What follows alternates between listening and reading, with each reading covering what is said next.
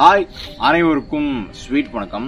ஸ்ரீலங்கா ஒரு 2-3 வருஷமாவே ரொம்ப பெரிய பிரச்சனையில மாட்டிட்டு இருக்குதுன்றது எல்லாருக்குமே தெரியும்.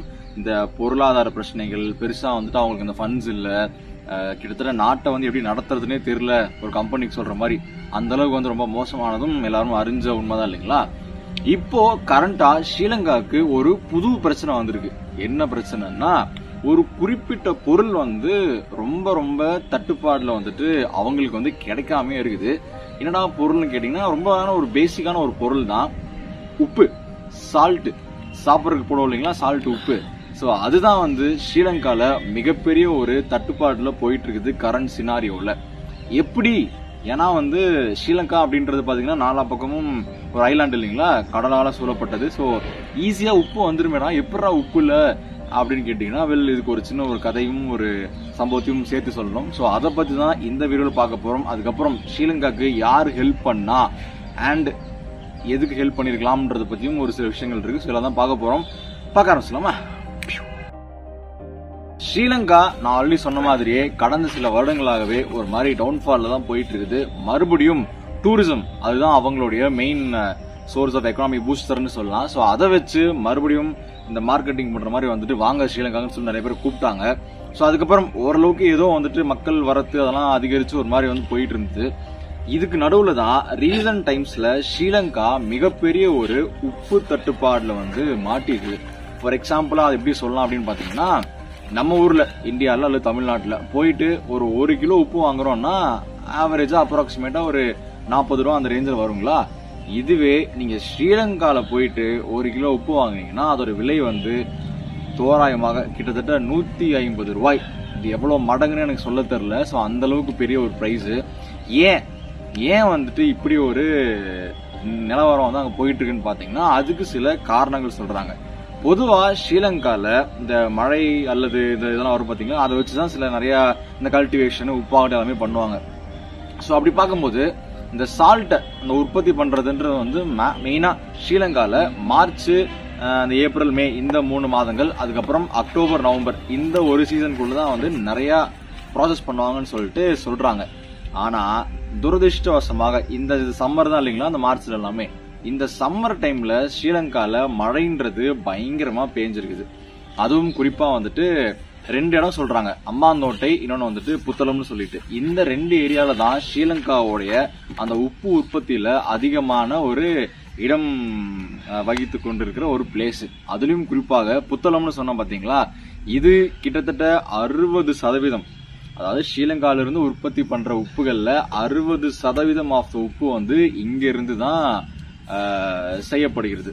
ஸோ அப்படி பார்க்கும்போது இந்த புத்தளம்ல இருந்து மட்டும் கிட்டத்தட்ட 15,000 கிலோ ஆஃப் உப்புகள் வந்து மழையிலேயே அப்படியே கரைஞ்சு போயிருக்கு. ஸோ யோசிச்சு பாருங்க, கிட்டத்தட்ட மேஜர் சோர்ஸே அந்த இடத்துல இருந்து தான். ஸோ மழையினால ஸோ அங்க அப்படியே வந்து வாஷ் அவுட் ஆயிடுச்சு. அதனால பிரைஸ் உடனடியா ரிஃப்ளெக்ட் ஆக ஆரம்பிச்சிருக்கு. ஃபார் எக்ஸாம்பிள் மறுபடியும் பார்த்தோம் அப்படின்னா, நான் ஆல்ரெடி சொன்ன இல்லைங்களா, இந்த 1 கிலோவும் அங்க 1 கிலோவும் மாறி இருக்குன்னு சொல்லிட்டு, அதே மாதிரி அங்க இருக்கிற ஒரு ஆவரேஜான ஒரு பிரைஸ் பாத்தீங்கன்னா வந்து ஒரு 5 கிலோன்னு நினைக்கிறேன், 50 கிலோ சம்திங், அந்த கிலோ பிரைஸ் வந்துட்டு 450 ரூபா அந்த மாதிரி தான் இருக்கும். ஐ திங்க் 50 கிலோஸ் நினைக்கிறேன். ஆனா இப்போ அந்த 50 கிலோ உப்புக்கு வந்துட்டு 2000 ரூபாய்க்கு மேல பிரைஸ் வந்து போயிருக்கு. சரி, உப்பு தானடா விலை ஏறுனா என்னடான்னு கேட்டீங்கன்னா, இந்த மாதிரியான பேசிக் எசென்ஷியல்ஸ், இந்த உப்பு, பால், இந்த மாதிரியான விஷயங்கள்லாம் விலை ஏறும்போது ஆட்டோமேட்டிக்கா அதை தொட்டு அதை சார்ந்து இருக்கிற எல்லா பொருளுமே வந்து விலை ஏறும். அதுவும் கொஞ்சம் நஞ்சம் கிடையாது. உப்புக்கு நான் ஆல்ரெடி சொன்ன மாதிரி தட்டுப்பாடுன்னு சொன்னோம் பாத்தீங்களா, மளிகை கடைகள்ல இருந்து மற்ற மால்ஸ்ல இருந்து வேற என்ன இந்த ஷாப்பிங் காம்ப்ளெக்ஸா இருக்கும் பாத்தீங்களா, எல்லா இடத்துலயுமே உப்பு வந்துட்டு சகுட்டுக்கும் அவங்கவுங்க ஒரு ரேட் சொல்லி வித்துட்டு இருக்காங்க போல. ஸோ இதுதான் ஸ்ரீலங்காவுடைய கரண்ட் சினாரியோ. இதுலயும் இன்னொரு கணக்கு சொல்றாங்க, என்னடா விஜயகாந்த் சார் மாதிரி சொல்லிட்டு போற அப்படின்னா, அப்படிதான் அந்த வீடியோ இருக்கு. ஸோ கிட்டத்தட்ட 1,80,000 மெட்ரிக் டன் அளவுக்கு ஸ்ரீலங்காவுக்கு ஒரு வருஷத்துக்கு உப்புகள் தேவை. ஸோ அப்படி இருக்கும்போது கிட்டத்தட்ட 1,40,000 ஒரு 30 வரைக்கும் அவங்களே வந்து உற்பத்தி பண்ணிடுறாங்க, அப்ராக்சிமேட் கவர் பண்ணிடுறாங்க. ஆனால் இப்ப இந்த மழை பெஞ்ச இந்த சீசன் காரணமா வந்துட்டு அவங்களால உற்பத்தி பண்ண முடியல. ஸோ அதனால வழக்கம் போல அவங்க வந்துட்டு ஒரு மாதிரி கஷ்டமான சூழல் இருக்கும்போது எப்படி அன்னைக்கு இந்தியா வந்து கை கொடுத்து காப்பாத்துச்சோ அதே மாதிரிதான் இன்னைக்கும் இந்தியா முன் வந்து கிட்டத்தட்ட 3000 மெட்ரிக் டன் அளவுக்கு சால்ட் வந்து அங்க கொண்டு போய் அனுப்பியிருக்கிறாங்க. அதனால தற்போதையமா டெம்பரவரியா கொஞ்சோண்டு அந்த ஒரு ஃபீவர் வந்து அங்க குறைஞ்சிருக்குன்னே சொல்லலாம். ஸோ இதுலயுமே இந்தியா ஏன் ஹெல்ப் பண்ணணும், ஸ்ரீலங்காவுக்கு குறிப்பா இந்தியா ஹெல்ப் பண்ணணுன்றதுக்கும் ஒரு சில காரணங்கள்லாம் சொல்றாங்க. மெயினா தற்போதைய இந்த இந்தியா பாகிஸ்தான் வார் போயிட்டு இருந்துச்சு இல்லைங்களா, ஸோ அந்த டைம்ல ஸ்ரீலங்கா எடுத்த ஒரு நிலைப்பாடு, பெருசா ஸ்ரீலங்கா வந்துட்டு நாங்க யாருக்குமே சப்போர்ட் பண்ணலப்பா, நாங்க வந்து இந்த வார்க்கே அகைன்ஸ்ட், இந்த பேட்டில் இந்த வார் எதுவுமே வேணாம், அந்த தீவிரவாதிக்கு அகைன்ஸ்ட்னு சொல்லிட்டு ஒரு மாதிரி ஒரு நிலைத்தன்மை எடுத்ததுனால கூட இருக்கலாம்னு சொல்லிட்டும் நிறைய பேர் சொல்றாங்க. அதே மாதிரி பாகிஸ்தானும் ஸ்ரீலங்காவும் கடந்த ஏப்ரல் மாசம் வேற வந்து அவங்க அந்த கடற்படையெல்லாம் அந்த ஒரு ஒத்திகையெல்லாம் பார்ப்பாங்க இல்லையா, ஸோ அது பண்றதா இருந்தாங்க. இந்தியாவுடைய ஒரு சின்ன ஒரு கண்டனத்துக்கு என்ன சொல்றது ஒரு இணங்கி போயிட்டு அந்த ஒத்திகையை வந்து ஸ்ரீலங்கா கேன்சல் பண்ணிருக்காங்க. ஸோ இதுல இருந்து என்ன தெரியுது, ஸ்ரீலங்காவுக்கும் இந்தியாவுக்கும் நல்ல ஒரு நட்பு இருக்கு. அது கூட சேர்த்து இந்தியா ஏதோ ஒரு விஷயத்துல வந்துட்டு அவங்க வருத்தப்பட்டாலோ அவங்களுக்கு சரியில்லைன்னு தோணினாலோ அதை வந்து ஸ்ரீலங்கா கேட்கறாங்க. ஏன் அப்படின்னா இந்தியா இப்போதைக்கு நம்ம இருக்கிற நிலைமையில கொடுக்கிற நிலைமையில இருக்கும், ஸ்ரீலங்கா வாங்குற நிலைமையில இருக்கிறாங்க. ஒரு சில பல வருஷங்களுக்கு முன்னாடி வந்து சைனா தங்களுடைய சீக்ரெட் பேஸை வந்து ஸ்ரீலங்கால வந்துட்டு பயங்கரமா வந்துட்டு மல்டிபிளை பண்ணிட்டே வராங்க. ஸோ அது இந்தியாவுக்கு ஒரு மிகப்பெரிய ஒரு ஆபத்தை ஏற்படுத்தும்னு சொல்லிட்டு பேசிக்கிட்டு இருந்தோம். இப்பவுமே அந்த ஆபத்து இருக்கு, இல்லைன்னா சொல்ல முடியாது.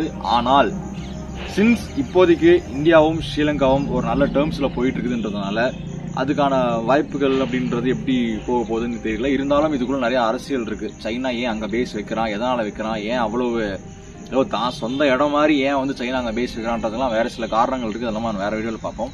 ஸோ இப்போதைக்கு இதுதான் ஸ்ரீலங்காவில் நடக்கிற அந்த உப்பு பிரச்சனைக்கான ஒரு ஏன் நடக்குது, எப்படி நடக்குது, ஏன் நடந்துச்சு, யார் ஹெல்ப் பண்ணான்றதுக்கான ஒரு video. So that's it for today. மீண்டும் உங்களை நாளை மற்றும் ஒரு வீடியோவில் சந்திக்கிறேன். தேங்க்யூ, பாய்.